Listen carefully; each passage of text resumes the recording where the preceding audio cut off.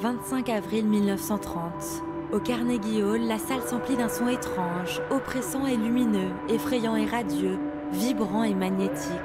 Dans le public, tous sont ensorcelés par cette musique hypnotique. Il fixe sur la scène un homme qui brasse l'espace vide, de ses longues mains livides.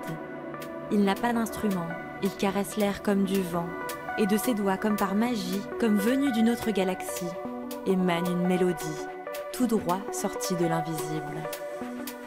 Cet homme a la moustache fine et russe. On l'appelle Léon, mais Lev Sergueïevitch Termen est son vrai nom. Sa vie est un roman d'aventure. Elle commence à Saint-Pétersbourg. En 1910, Lev Sergueïevitch a 14 ans. Il joue du violoncelle avec talent. Il se passionne pour la physique, la chimie, l'ingénierie. Lui qui rêve de devenir inventeur à la trempe d'un génie. La guerre passe par là, la révolution balaye le pays et Lev Sergueïevitch intègre le plus grand centre de recherche de Russie. Dans son laboratoire, il invente avec passion, orchestre les expérimentations. Un jour de 1919, il passe sa main par hasard devant un champ magnétique. Il en sort un son hypnotique. Lev Sergueïevitch s'émerveille devant ces lamentations d'Orphée électronique. Alors, il perfectionne son instrument, le dote d'antennes métalliques. Et soudain, il peut jouer toute la gamme, rien qu'en caressant le vide. Il vient de rendre musicales les ondes. Il vient d'entrer dans un nouveau monde. Devant les yeux écarquillés de Lénine, il présente son invention, le thérémine. Il allume l'instrument, lève les bras comme un chef d'orchestre, et sans toucher à rien, il cueille les notes dans l'espace, dessine une mélodie du futur, fantomatique. Tandis qu'il sculpte l'air, les yeux de Lénine s'éclairent. Le chef de l'État envoûté veut essayer l'invention. Dans cette machine, il voit une révolution. À l'oreille de Termen, il chuchote « Le communisme, c'est le socialisme mélangé à l'électricité ». Lénine envoie l'inventeur génial présenter l'instrument en Russie, à Moscou, Vladivostok, en Sibérie, puis en Europe, et même aux États-Unis. Partout, Termen est chargé de démontrer le pouvoir de l'électricité, mais surtout celui de la Russie et sa supériorité. Le 10 décembre 1927, il est à bord du Majestic qui le conduit en Amérique. Au rythme des flots, il ressent une émotion grisante à l'idée de fouler un continent nouveau. À New York, il américanise son nom. Il devient Léon Thérémine. Au Lincoln Center, au Carnegie Hall, dans toutes les villes d'Amérique, il présente sa nouvelle musique. Le public est dithyrambique. C'est le prophète des sons électroniques. À l'instrument magique, Thérémine ajoute une interprète féerique, Clara Rockmore, une virtuose du violon. Grâce à son oreille absolue, elle sort du thérémine les notes cachées entre les demi-tons. Elle joue à la perfection Bach, Beethoven, Saint-Saëns, des airs troublants et profonds.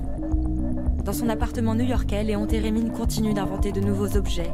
Il rêve d'une version du thérémine pour les danseurs, de faire du corps entier une partition. La nuit, il emmène Clara danser dans les cabarets. Au cœur des années folles, ils s'oublient et vont valser.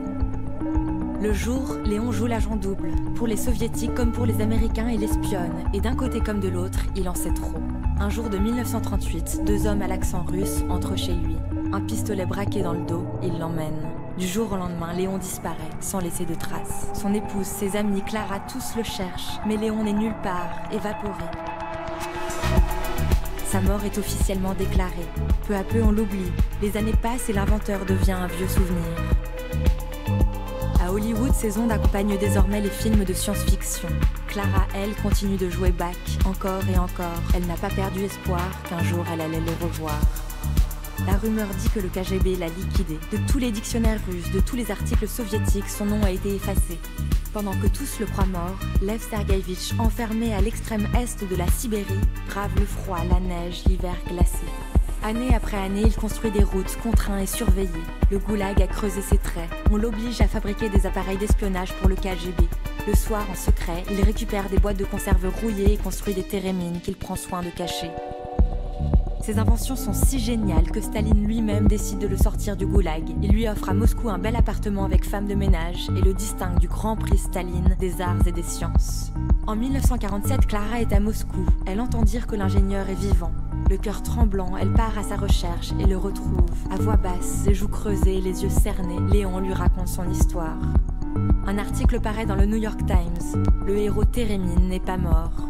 Quelques jours plus tard, il est renvoyé au goulag. 30 années passent dans le vent gelé. En 1989, l'URSS implose et Léon est enfin libéré. Pour la première fois après 50 longues années, il retourne aux États-Unis et il retrouve Clara, la barbe blanche, le visage ridé. Les deux vieillards se promènent dans les rues de New York. Clara se tourne vers Léon et lui dit les yeux embués: « Vous êtes un rêve incarné. » Alors, ils brassent de leurs doigts l'air invisible. Ensemble, ils improvisent. Une mélodie d'un autre temps, un air du futur.